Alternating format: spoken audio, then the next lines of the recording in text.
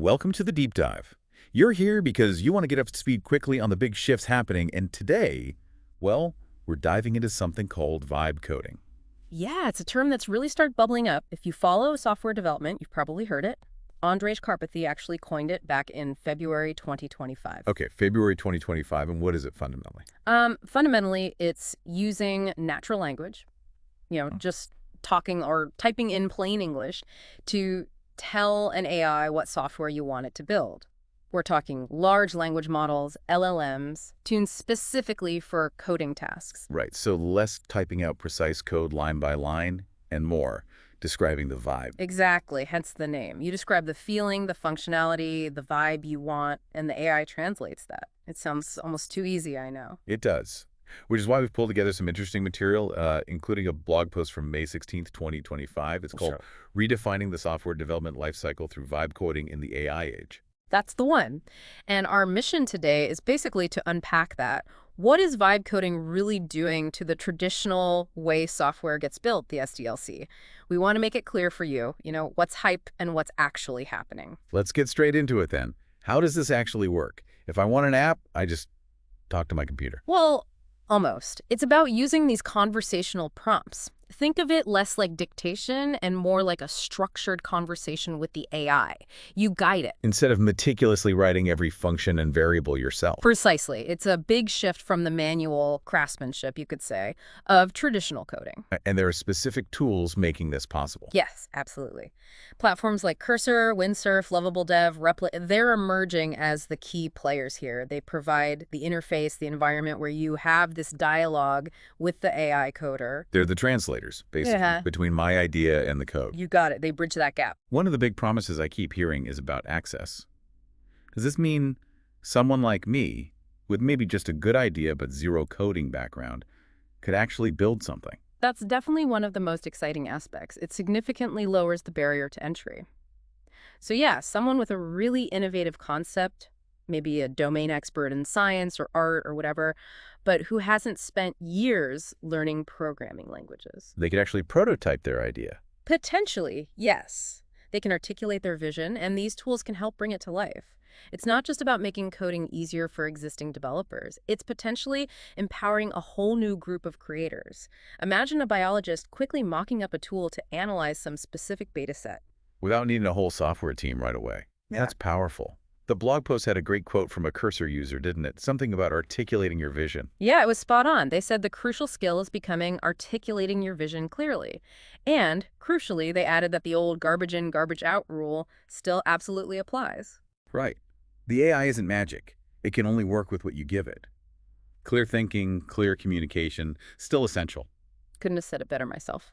The quality of the output hinges entirely on the quality of the input prompt. Okay, so how does this new approach, this vibe coding, fit into the way we've always built software? The traditional SDLC software development lifecycle that's been around forever. Right. The standard SDLC phases: planning, analysis, design, development, testing, implementation, maintenance. It's a solid framework. Vibe coding doesn't necessarily throw that framework out the window. It doesn't. Not entirely. But it definitely changes how those phases are executed, and maybe more importantly, who can be involved in each phase. The blog post drew a parallel. I like the great democratization cycle, like what happened with photography when smartphones came along. Exactly. Or think about publishing with platforms like WordPress. Suddenly, creating photos or websites wasn't just for the specialists with expensive gear or deep technical skills. Technology simplified the complex bits, opened it up. And vibe coding seems to be doing something similar for the creation part of software development. But, and this seemed like a key point in the post, there's this creation maintenance divide. Can you explain that? Yes, this is really important. Vibe coding appears to be incredibly effective, even revolutionary, for that initial spark, creating new features, building version 1.0 quickly, rapid prototyping. Getting something off the ground fast. Exactly. But then comes the hard part: keeping it running, fixing bugs that only appear under heavy load, updating features smoothly, scaling the system, ensuring security over time. That's maintenance. And vibe coding isn't so great at that part. It's not that it can't help, but maintaining complex production-level systems often still requires that deep traditional engineering expertise. Understanding the underlying architecture, the potential failure points, AI might struggle with that nuance. So you get a split. Easy to start, hard to sustain without the deep skills. That's the emerging picture. It creates this need for what the blog post called dual skill sets. Teams need people who can leverage vibe coding for speed and innovation, and people with robust engineering discipline for the long haul. Interesting. Okay, let's break down the SDLC then, phase by phase. How is vibe coding changing, say, planning and requirements gathering? Well, even here, AI is starting to play a role. You can feed it rough ideas, and it can help refine them, maybe even draft initial user stories, or identify potential ambiguities in your concept. So it's like an assistant for the product manager. The blog mentioned AI helping translate vague descriptions into more structured requirements. Precisely. And it also means stakeholders who aren't technical can potentially have more direct input. They can describe needs in plain language, and the AI can help formalize that for the development process. Less gets lost in translation between the business side and the tech side. That's the hope. More direct alignment from the start. Okay, next phase. Analysis and design. How's vibe coding impacting that? In analysis, AI tools can cross-reference requirements, looking for gaps or contradictions that a human might miss initially. Catching those early saves a lot of pain later. Makes sense. And design. Design, especially UI/UX design, becomes even more critical, arguably. Because you're describing the end result to the AI, you need a really clear picture of that user interface and experience before you start generating code. Ah, right. You can't just figure out the UI as you code if the AI is doing the coding based on your description. Exactly. So upfront investment in UI/UX planning, maybe using visualization tools, experimenting with layouts, that becomes paramount. The blog also stressed establishing design systems and reusable components early. Giving the AI clear building blocks and rules to follow. You got it. It streamlines the generation process and ensures consistency. All right, now the big one. Development. This feels like ground zero for vibe coding's impact. Oh, absolutely. This is where the most dramatic shift happens. Instead of writing code, developers are writing prompts, describing functionality in natural language, iterating on those descriptions, guiding the AI. And it's actually faster. The blog cited some numbers. Yeah, pretty significant numbers. Studies showing productivity lifts of anywhere from 20 to 45% for tasks like generating code snippets or refactoring existing code. That's a huge potential time saver. Wow. So does this mean developers just type less? Yeah. What does their job become? It means they can potentially shift their focus, less time on the routine, boilerplate stuff, and more time on the harder, more valuable problems. Like what? Like complex system architecture, tackling genuinely novel challenges, ensuring that AI's output is not just functional, but also secure, efficient, and elegant. More creative, high-level work. The blog post talked about 3 tiers of software creators. Yeah. Prompt engineers, solution architects, system innovators. Yeah, it's a useful way to think about the evolving skill set. Prompt engineers are masters at talking to the AI, getting it to implement known patterns effectively. Okay. Solution architects go beyond that. They combine different AI capabilities, maybe mix in some traditional coding, understand system design principles, and solve problems that are a bit more unique or complex. Right, building bigger things. And then system innovators. They're the ones really pushing the envelope, creating entirely new ways of doing things, stuff the AI hasn't even been trained on yet. As basic coding gets easier, the value moves up that ladder. That's a very clear picture. Let's move to testing. How does AI change how we check if the software actually works? AI is becoming a powerhouse in testing, too. It can generate vast numbers of test cases, covering scenarios humans might not think of. It can run automated tests incredibly quickly. And find those weird edge cases. Exactly. The idea is you end up with software that's been tested more thoroughly, hopefully leading to fewer bugs making it out into the real world.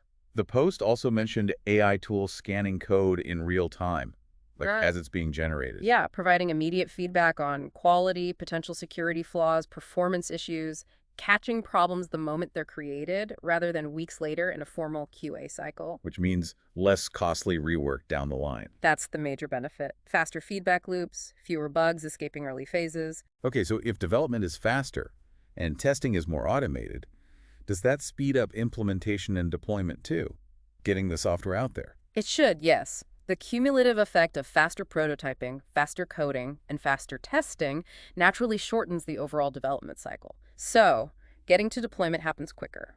And AI can help with the deployment itself. It seems so. Tools are emerging that can automate parts of the deployment pipeline, monitor the release, maybe even predict potential issues based on the changes being deployed. Okay, one last phase. Maintenance. We touched on the creation-maintenance divide. Still a challenge. Still a significant challenge. Maintaining complex, evolving systems remains tough, but AI is starting to offer assistance here too. How so? Tools that can help diagnose tricky bugs in live systems by analyzing logs and code, or even suggest potential fixes based on patterns learned from vast amounts of code. But it doesn't replace the need for human experts. Not yet, certainly not for complex systems.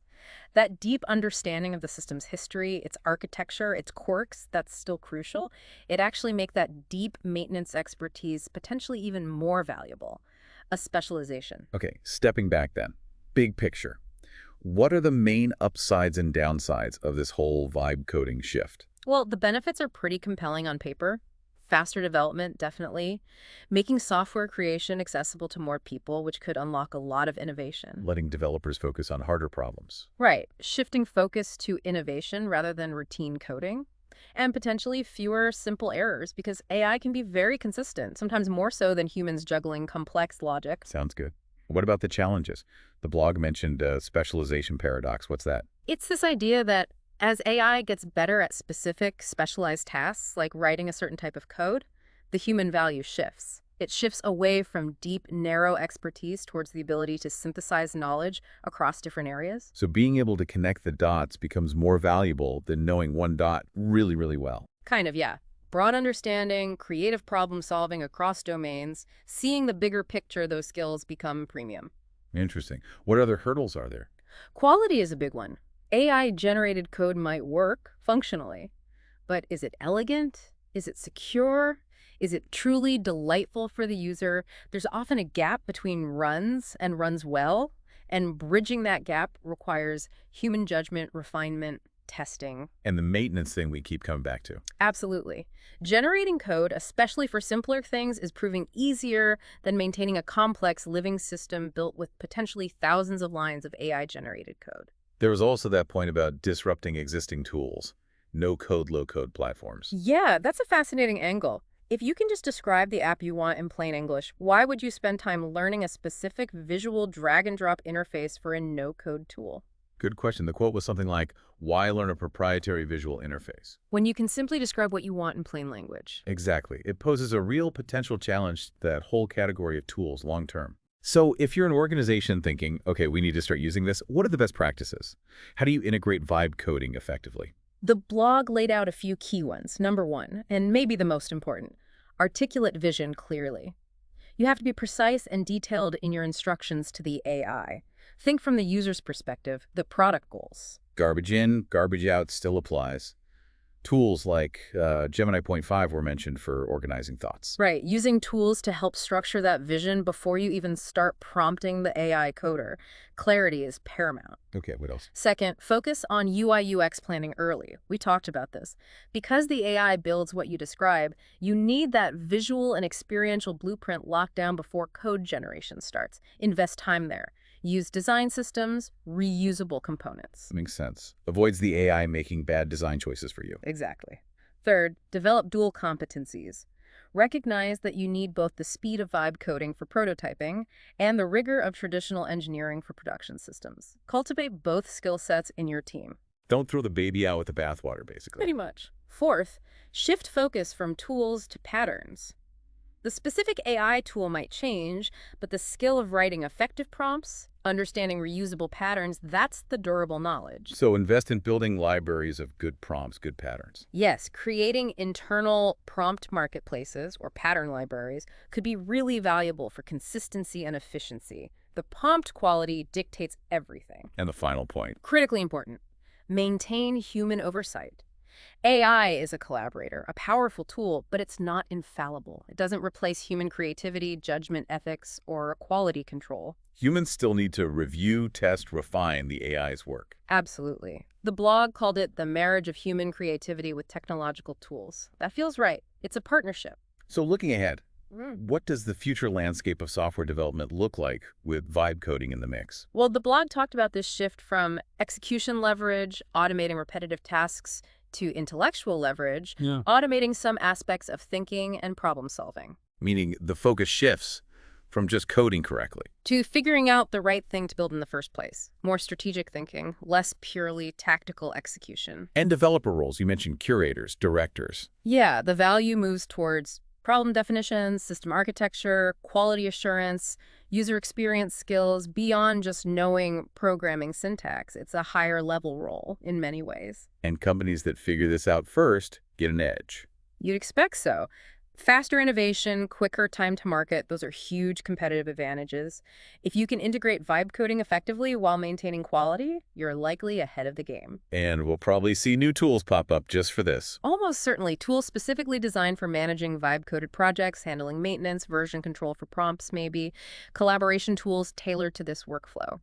The ecosystem will evolve. This has been incredibly insightful.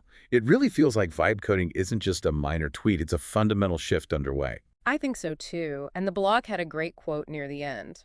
Not all vibes are good, but with intention and care, we can ensure that the products we build combine the best of both worlds, AI efficiency and human ingenuity. That captures it perfectly. It's not about letting AI take over, but about smart integration, keeping quality, maintainability, and actual user value front and center. Precisely.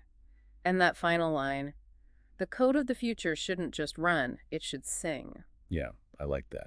It speaks to that blend of technical execution and human craft. The takeaway seems clear. Embrace AI, use its power, but don't lose sight of what makes software truly great, the human element. The future probably belongs to those who can master that combination, AI efficiency plus human creativity, driving real innovation. Okay, so let's wrap this up. We've seen how vibe coding, this idea of using natural language prompts to get AI to generate software, is starting to seriously shake up the old software development lifecycle. Right. It's opening doors for new creators, changing what developers focus on, speeding things up, but also bringing challenges, especially around quality and long-term upkeep. It really makes you wonder, doesn't it? As this continues, and AI gets even more capable, how does the very definition of a software developer change? What does that title even mean in 5 or 10 years?